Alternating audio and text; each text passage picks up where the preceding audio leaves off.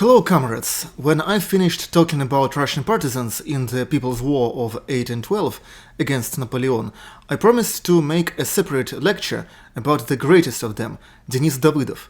So now I shall see this promise through with a video sequence from video games. Это видео будет исключительно на английском, ссылка на аналогичное видео на русском в описании. Denis Vassilievich Davidov was born on 27th of July 1784 to an old noble family. His father was the commander of the Poltavan Light Cavalry Regiment. When Denis Davydov was a child, their estate was visited by Alexander Vassilievich Suvorov, the greatest Russian general of all time. He has noticed the little Davydov and told his parents, "This one's dashing, will be military. I won't yet die and he'll already win 3 battles." By Suvorov's advice, in 1801, Denis Davydov was sent by his father to serve in the Chevalier Guard Regiment, Кавалергардский полк. Кавалергарды, Chevalier Guards, were horse guards in the Russian Empire. Their weaponry and equipment generally were modified versions of that of cuirassiers. Cuirassiers were heavy melee cavalry of the new times. Denis Davydov was a funny, clever, charming, modest fellow. Regiment's officers liked him quickly and helped him grow in his career. He was also an outstanding poet and impudent enough to ruffle at first persons in the government. For these poetic ridicules, Denis was transferred from the Chevalier Guards Regiment to the Belarusian Hussar Regiment. Hussars of the new times wore light saber cavalry. However, Denis liked the society of hussars, show-offs and wisecracks like himself. Chevalier Guards were demoted and transferred very rarely, only for very serious crimes, cowardice in battle, deserting, etc. So you can imagine how sick were Davydov's superiors with his satiric poetry that they even threw him away from the Кавалергард Regiment. Denis Davydov showed his bravery and battle skills even before the People's War of 1812, in wars against the Swedes, Turks and previous wars with Napoleon. He was assigned as personal attendant to the General Pyotr Ivanovich Bagration. In one of his humor poems, Denis Davydov mocked Bagration's long nose. When they first met, Bagration told his officers, "Here's the man who laughed at my nose." Instead of pissing his pants, Davydov replied that he only laughed at Bagration's nose because Denis himself has none. Denis Davydov was considered to be not handsome, his small snub nose being one of the reasons for that. Bagration liked Davydov's savvy and humor. After that case, when someone reported "enemy on the nose," Bagration questioned, "Whose nose? If mine, we still have time for dinner. If Denis's, saddle up." In the beginning of the War of 1812, Denis Davydov fought in the rear guard of the Russian army and hit the French actively. The Borodino village, which was burned in the battle around it, was Davydov's family estate, and it was near this village on the 21st of August 1812 when Denis Davydov proposed Bagration a formation of a partisan unit. The Russian army already had an experience of formation and usage of such units, Corps Volant, or, well, Corps Volant, or something like that in French, Corps Volant in Russian. In English it is written like Corps Volant. It is a French word meaning flying corps, a fast-moving light cavalry. Corps Volant was the name of special detachments in Peter the Great's army, designed for actions behind the enemy Swedish lines. Corps Volant was able to act all on their own, with no communication with the main army. It consisted of cavalry, mounted infantry and light cannons. Bagration gave Davydov green light, and Denis has selected 50 hussars and 80 Kazakhs for his unit.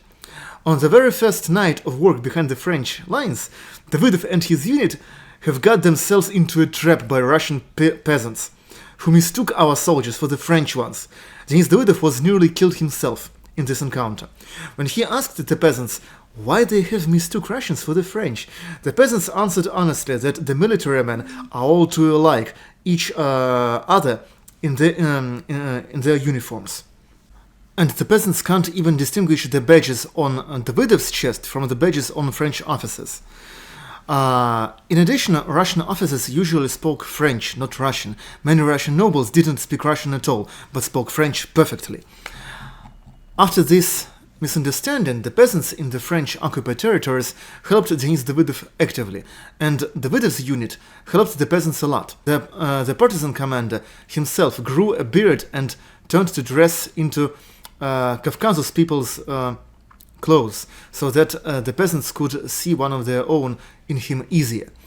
Denis Davydov and his partisans dealt just colossal damage to the French, killing many of the enemy soldiers and bringing many of them to captivity, capturing enemy convoys and lots of supplies, heavily damaging communication lines of the Grande Armée, and so on. Napoleon grew to hate Denis Davydov personally, and has assembled a detachment of 2,000 best French soldiers to capture the partisan leader. But with only 1,000 men under his command, Denis Davydov has trapped the unit sent to capture him. Then he has defeated the French, killing many of them and taken many into captivity, including all officers. Davidov was capturing huge convoys of the enemy, whole artillery batteries, took several hundred enemy soldiers and officers into captivity at once, up to 900 per one time. On the 9th of December 1812, Davidov has taken the city of Grodno in modern Belarus. The French garrison just left the city in the face of Davidov's partisans. After the banishment of the French from Russia, Denis Davydov commanded a vanguard of our army in the abroad expeditions of the Russian army against Napoleon. On 8th-10th of March 1813, Davidov has taken Dresden with just 500 hussars, driving away a French garrison of 5,000 men. To pull this off, Denis resorted to cunning. When he came under the walls of Dresden with his unit, the Russians lit numerous big campfires. From distance, it looked like it's no small unit of light cavalry, but a big army is stationed near the city. Davidov entered negotiations with the French and persuaded them to surrender Dresden. Denis Davydov took part in the Battle of La Rotière. 5 horses were killed beneath him in this battle, but he still managed to break through to the French artillery battery with his hussars, drive the enemy away from the battery, and thus resolved the result of battle in the Allies' favor.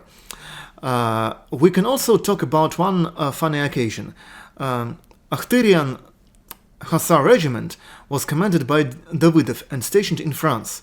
In April 1815 there was planned a review of troops by the Russian Emperor, Alexander I. Davidov has noticed that the uniform of his hussars was in a really poor condition after years of the People's War and abroad expeditions, and he didn't have time to get a new one before the review, so he swiped clothes from the nearby Capuchin woman monastery, and his soldiers made a new uniform. As a result, Davidov's hussars looked literally brilliant at their review and impressed Alexander I very much. At this, I propose to finish the talk about Denis Davydov, one of the greatest partisans and warriors of all time, hero of the People's War of 1812, a good person and poet. Thank you for your attention. Until next time, comrades.